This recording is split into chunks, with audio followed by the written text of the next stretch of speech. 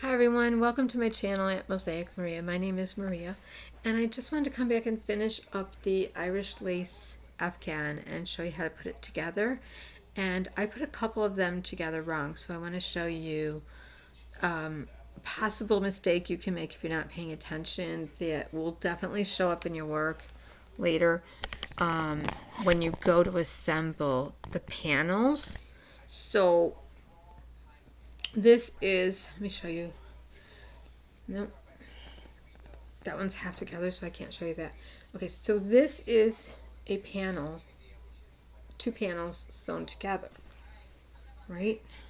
And you can see the where the seam is right here.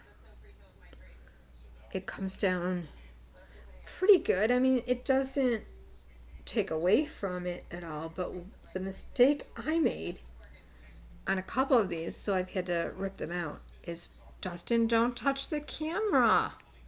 Don't touch your nose. Stop it. Don't chew the cord. Okay, so when you put them together, you have to put them together wrong side facing you and wrong side to wrong side, or you will come up with this seam being on the right side. It's kind of hard to even see it, but it's right there. It is kind of noticeable in your work even after you block it.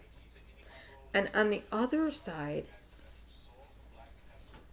this is how it looks. You don't see it at all. It just kind of blends in as um, as it should. So it makes like an invisible stitch or a duplicate stitch. So the other thing that you can do wrong if you're not careful, if you're putting them together really quick, is you end up with a right side which will be more raised and sharp and clear like this is here, and a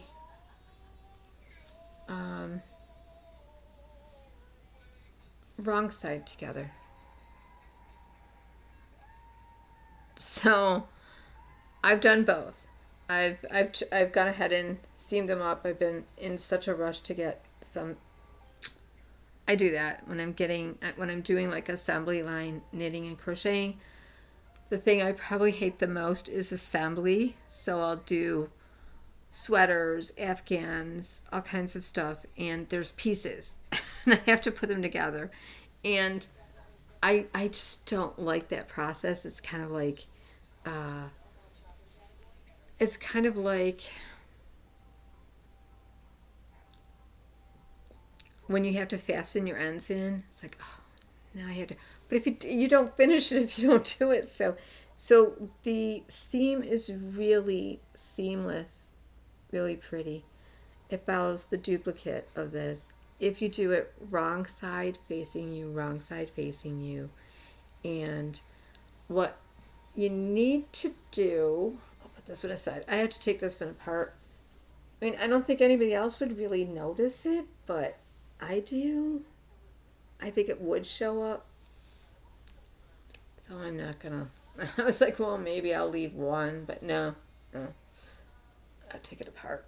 Um, these are pretty long, so this is two of them together. So what I'm doing is sewing two together, and then two together and two together for a total of 6. And you can see how wide they are and how long they are. And mine is actually the size of a bedspread, a king size bedspread. So the only thing I would say is when you get to the end, the pattern calls for, on the vertical end, fringe. I really don't like fringe. It's your own personal choice, but I find that fringe, it doesn't seem practical or make sense when if you're going to put it over you to have the fringe kind of on your neck and your face. It just seems strange. So it would bother me, or on your toes on the other end, unless you were going to go long ways and then put the fringe in. And mine fits all the way across my bed, which is like a double queen and a half. So it's pretty much like a California king. It's pretty big. So um, you could go long ways with it and then put the fringe on. But what I've decided to do with mine is do a single crochet on the edge, the vertical edges, and then do a single crochet corner on the corners, and then do a half double crochet along, and then a the a double crochet shell in the corners. So that's what I'm doing for my border on my edging here. If you want to do the fringe, you do need that sixth skein of yarn. So, and you'll need the sixth for the border too. I've done both. I really don't like when I do fringe and then I decide I don't like it because it's just a waste. Just gotta take it off and can't do anything with it. But make little scrap yarn for maybe hair for something you're making, or you can use it to stuff things when you're making little things that you're putting together. You can use your scrap yarn stuff, but you see what I mean. I think you really can see that braided, not braided. It's turns out looking like V stitches all the way down, but it doesn't follow the pattern. Whereas on the other side, it does follow the pattern. Okay. So in order to get it to follow the pattern, we're doing a duplicate whip stitch, which we're using, get this out of the way, we're using, if I can find my needle that goes with this. Oh, really? Seriously? There's my needle. Okay, not here. I have to go find my yarn. So what I will show, I'll just show you. You're going to put your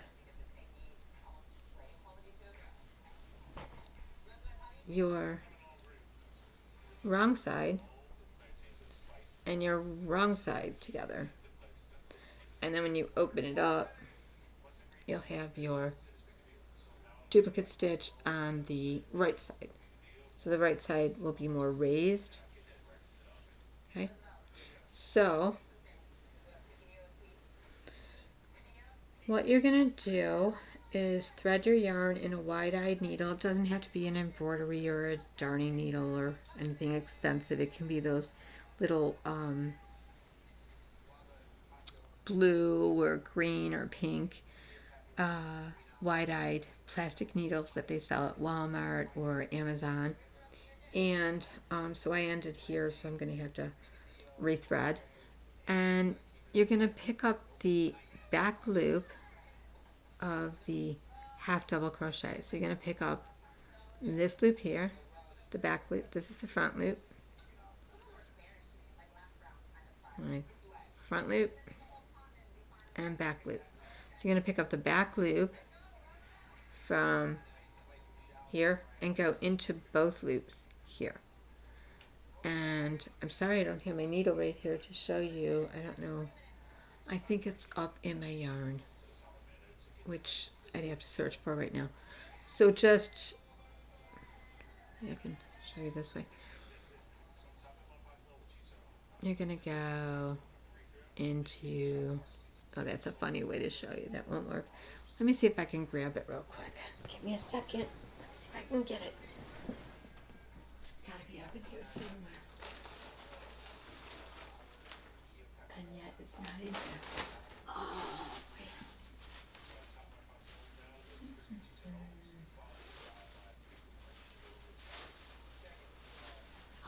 put away the yarn, and I'll bet it's weight in yarn. It is, sort of. All right, got it. Okay, so you know when you start at night crocheting and knitting and doing your sewing, and then you're just done with it, like I'm done with it. Okay, so this is what I mean by an embroidery needle with a wide eye, and this is a blunt one, but you don't have to use a blunt one. You can use a pointed one, you can use a bent on the end, or just those little plastic ones. So what I do is cut a piece of yarn, and I have my handy dandy cat claw clippers that I use for my scissors, right? Alright. Because my cat is always right by me when I'm crocheting, knitting, sewing. And the minute he paws at anything, I clip a nail. I go for a nail. I'm like, oh, okay. So this is what we're looking at. You're going to go into the back loop through 2 loops. And I'm just going to pull this up all the way. There's no rhyme or reason. Everybody does this a little different. You can hold your... Some people make a little knot there. I think it shows, so I hold my yarn over to the side and I just kind of go around it. So basically you're just going to keep doing that. What I've been doing is picking out the back loop and kind of tucking in that edge piece of yarn and going through 2 loops. And I've been going through twice. It's been reinforcing it, and it's really been duplicating that stitch and making it look like a V stitch. So that's all you're doing. And it's kind of relaxing at night to get these sewn together. It's not going to be relaxing to take that one apart, although it might get fun. I don't know. Sometimes it's fun. Sometimes it isn't. So, I could try to show you with putting my camera. I don't want to put my camera on my head because I have a really stiff neck, and that wouldn't be good. But it is like a whip stitch, only I really believe by using that back loop of the half double crochet and going in twice through the 2 loops on the next one, you're imitating the crochet. And you don't want to pull too tight because it will pucker it. I'm just going to keep my finger here so I can see the back loop of the front panel and the 2 loops of the back panel.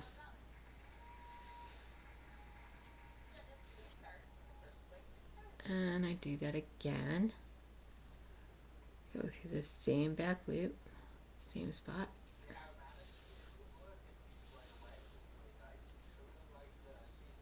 And I find that if you just stay uniform, even if you are not sure, because this pattern is a whole lot of not sure, it just doesn't give a whole lot of specific directions on what kind of stitch to use to seam it together. It just says using the back loop of the half double crochet, seam together your panels. Like pick up your back loop and seam together your panels. It could be back loop to back loop. It could be back loop to front loop, but I've tried them all. And this seems to look more like the invisible or mattress stitch that we're all used to when we're seaming things. So back loop through the front 2 loops,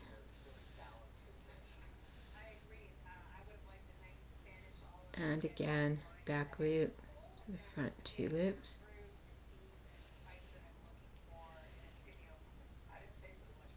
And back loop the next one.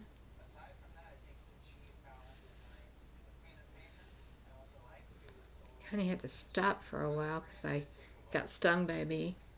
It was it wasn't a bee, it was a yellow jacket, and it was so swollen it finally just blistered and fell apart. I was like, oh my god. So just using my arm was really, really hurting me. I know. I was told, don't use your arm too much because I'm allergic to stings, and I didn't have to use my EpiPen, but I did have to go on medication. And I did keep getting a reaction in my throat and just in my chest and everything, and arm. The more exercise I did. So today was kind of hard at work because it was really hot. It was so hot. And after it cooling down for a little while and then getting hot, it was crazy. And it'll be hot on Thursday. And Friday it'll be like, I think I'm working Thursday and Friday, yeah. And then it'll be like in the 50s. So we're going from like 86 to 50s.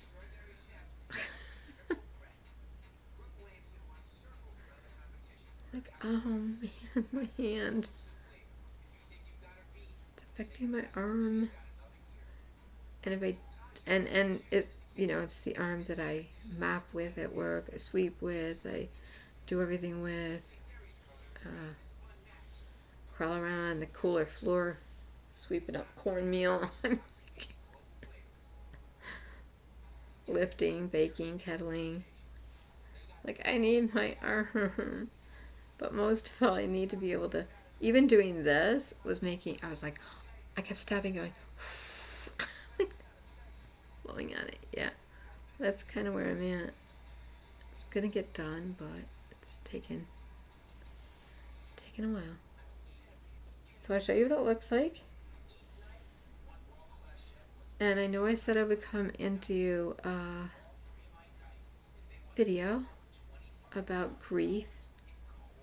I just found the most cool thing that's going on with a church I used to go to, where women are talking about grieving their mothers. The mother they never had, or the mother they fantasized about having or wished they had, and then really digging deep to figure out, were they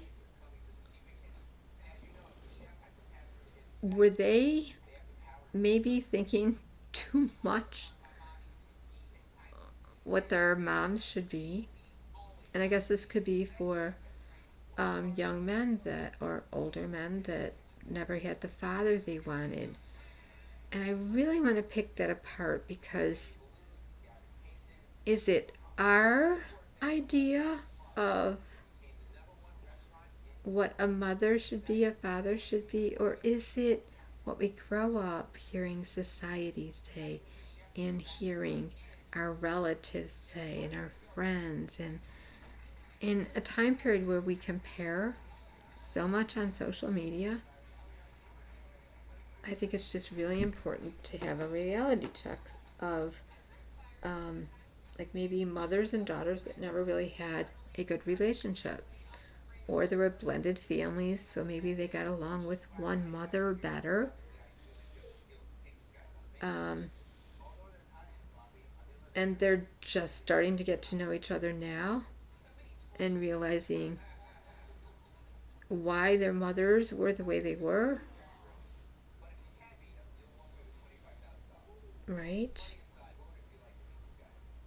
And maybe they had too high expectations, or maybe they had every right to want a mother that was truly mothering. uh, like a perfectionist mother, but just couldn't. So it's just been all very interesting to me to look into grief because there's so many different kinds of grieving that people do. So I said on Mondays I would come and do a video about grieving. I think the first kind of uh, grief I'm going to cover is going to be traumatic grief because there's so much traumatic grief that causes so many different behaviors and lifestyle and just our minds, the way we change our mind about things, like maybe not trust God or not trust authority figures or um, just not trust ourselves or not even trust the day to be okay. So it adds to anxiety, depression, panic, um, the fear of fear. And it's just like a free floating anxiety when we've had traumatic grief. Maybe losing our childhood to or being witness to domestic violence. And I do want to mention October this week is awareness for suicide. I'm not going to say unalived suicide. Um, there are many walks and vigils going on to raise money. Many things you can do in October. Seems like October is the time period to have awareness for everything. Um, Definitely. Um,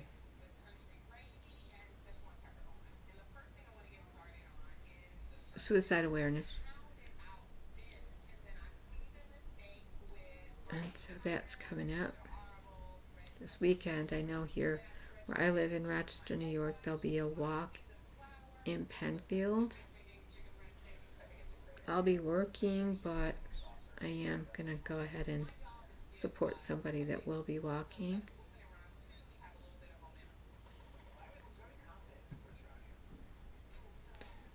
So,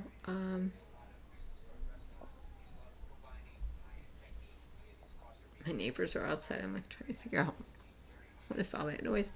Okay, so I'll show you how it's turning out so far, so you can see. And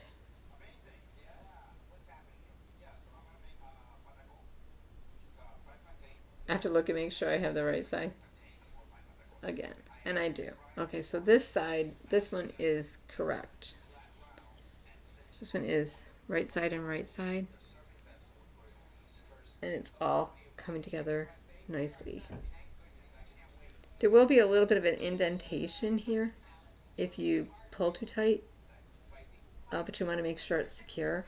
And then when you block it, it will just look like I was saying earlier, like it should be. It just follows along all the other areas.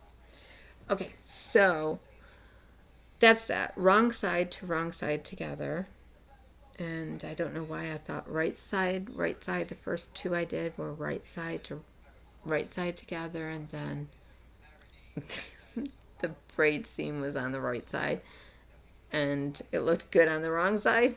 And then I did a wrong side and a right side and put them together, and then I had one that looked good and one that didn't. So I was like, I'm just taking them all out and starting over. But you can see if you do two together, and two together, and then sew those together, and then just put your seventh one on and just do your border. It works up pretty easy. When I get done with it, I'll show it to you with the border. If you want to do the fringe, I can show you really quickly how to make the fringe in the next video. Um, it's not something I want to commit to. I did one with it, and it just doesn't seem, for this size blanket, even the accent blanket of 6 panels, it just seems weird to put the fringe on. Maybe I'm just a non-fringe person. I don't know. But these come together very easily. It's just a little tedious, but it comes together. Just got to take your time with it. Sew them together, and you've got an Afghan. And so I've shown you how to do the motifs and put them together. And I've shown you how to do the edges. And so this is how you sew it together. The right way, not the wrong way. And it's what I've found is working. I can't even see. I really can't. Once I spread it out, I can't see where. It's right here, but where is it? It's here. But it really is like a duplicate stitch. Okay, so I wish you luck with this, and I will, as I promised, I will be going over. There's 16 types of grief, so I didn't want to jump into it without sharing also some tools that really do work. And I think I want to share EMDR that works for all of the things that people go through with, and tapping and EMDR, and somatoform uh, therapy. So there are things you can do, and it doesn't have to become disordered. It is supposed to be a way of life. Um, and I just want to talk about all the different kinds of grief there is. And I think a good place to start is traumatic, because from traumatic grief comes secondary grief, comes complicated grief, comes disenfranchised grief, comes all kinds of grief.